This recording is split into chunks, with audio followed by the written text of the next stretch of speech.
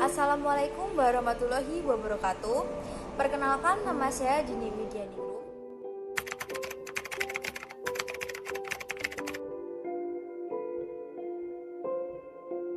Di sini saya akan menjelaskan materi tentang pentingnya mempelajari psikologi pendidikan. Yang pertama, definisi psikologi pendidikan. Psikologi pendidikan adalah cabang ilmu psikologi yang mengkhususkan diri pada cara memahami pengajaran dan pembelajaran dalam lingkungan pendidikan.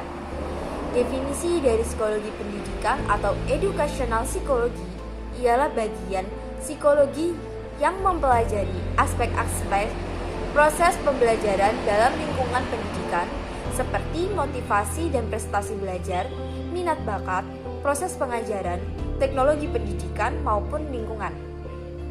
Seorang ahli yang menganggap psikologi pendidikan sebagai subdisiplin psikologi terapan adalah Arthur S. Reber. Pada tahun 1988, seorang guru besar psikologi pada Brooklyn College, University of New York City. Dalam pandangannya, psikologi pendidikan adalah sebuah subdisiplin ilmu psikologi yang berkaitan dengan teori dan masalah kependidikan yang berguna dalam hal-hal sebagai berikut.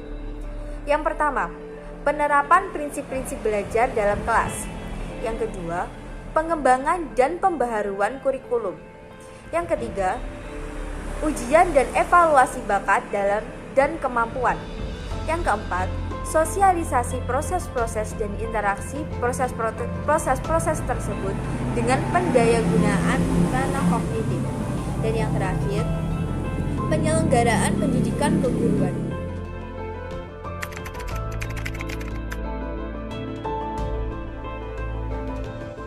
Ruang lingkup psikologi pendidikan.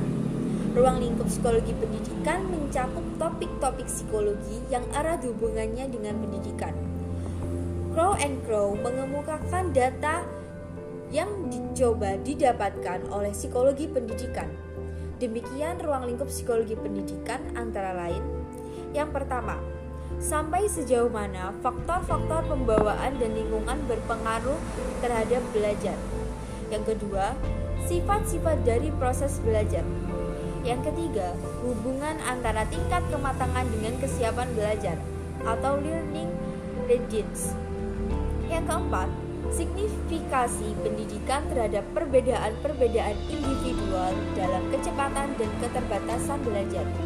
Yang kelima, perubahan-perubahan jiwa atau inner change yang terjadi selama dalam belajar. Yang keenam, hubungan antara prosedur-prosedur mengajar dengan hasil belajar. Yang ketujuh, teknik-teknik yang sangat efektif bagi penilaian kemajuan dalam belajar. Yang kedelapan, pengaruh atau akibat relatif dari pendidikan formal dibandingkan dengan pengalaman-pengalaman belajar yang insidental dan informal terhadap suatu individu. 9. Nilai atau manfaat sikap ilmiah terhadap pendidikan bagi personil sekolah.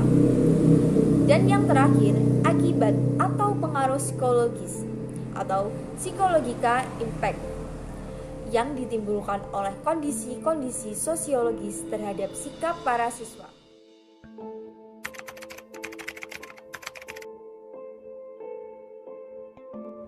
Manfaat psikologi pendidikan. Peserta didik merupakan subjek dari psikologi pendidikan. Di dalamnya tidak terlepas dengan perilaku dalam pengekspresian diri pada situasi berlangsungnya pembelajaran, baik di dalam kelas maupun di luar kelas. Bentuk ekspresi yang dilakukan oleh peserta didik tidak lepas dari unsur psikologi, seperti kesiapan mereka untuk menerima pelajaran, kesehatan mental yang sedang dialaminya, minat belajarnya, dan lain-lain. Seorang pendidik dituntut untuk mengetahui dan memahami makna ekspresi yang dilakukan oleh anak didiknya dengan tetap memperhatikan minat, kebutuhan, dan kesiapan dalam belajar.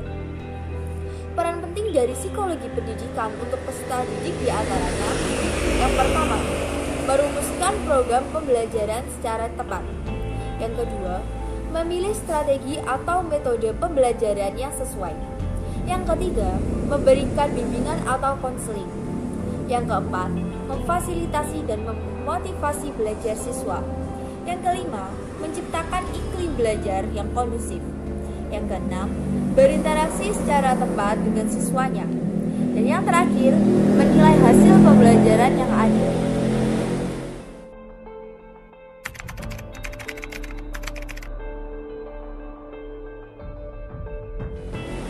Pentingnya mempelajari psikologi pendidikan.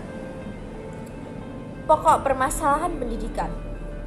Ada 4 jenis permasalahan pokok pemerataan pendidikan, yaitu masalah pemerataan pendidikan, masalah mutu pendidikan, masalah efisiensi pendidikan, dan masalah relevansi pendidikan. Faktor-faktor yang mempengaruhi berkembangnya masalah pendidikan antara lain: yang pertama, perkembangan iptek dan seni.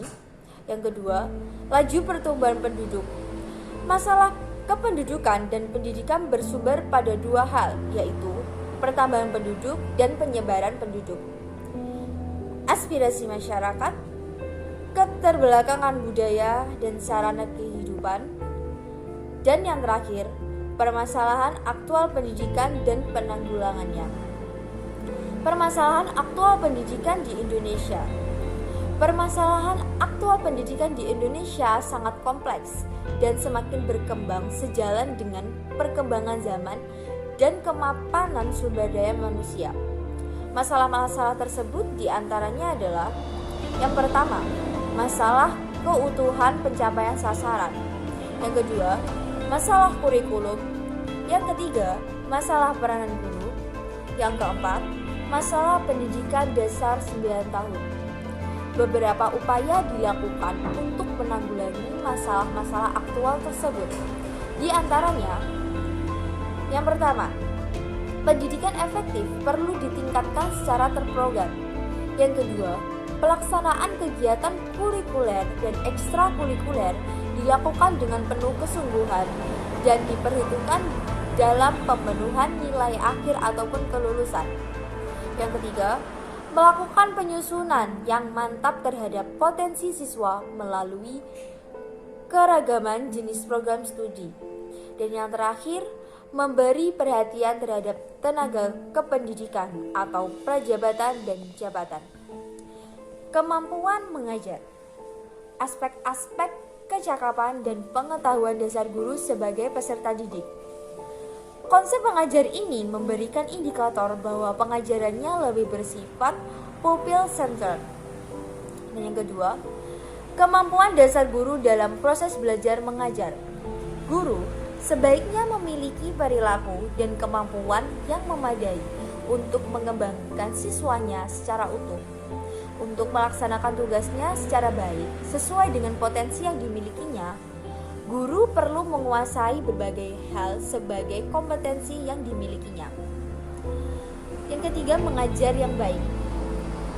Setiap kegiatan kependidikan yang bersifat formal hendaknya dilakukan oleh pendidik profesional yang bertugas antara lain melaksanakan pembelajaran atau proses membuat murid belajar sebagaimana yang diisyaratkan dalam Undang-Undang Nomor 2 Tahun 2003 Bab 11 Pasal 39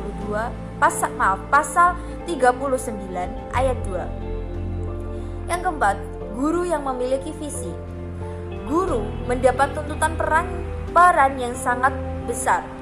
Guru harus kuat dan memiliki ruh leadership dengan seluruh warga sekolah untuk mendorong totalitas dalam mendidik murid-muridnya. Memiliki visi untuk kemajuan sekolah, konsisten dengan visinya, tetapi tetap demokratis dan menghargai pandangan para koleganya.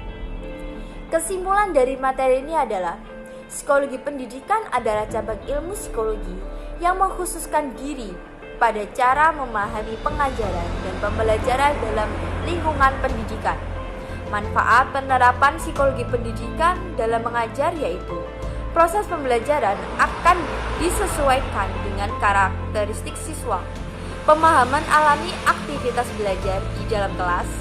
Pembelajaran akan bervariasi karena adanya pemahaman perbedaan individual. Memahami metode belajar yang efektif digunakan sebagai pendidik dan pengajar.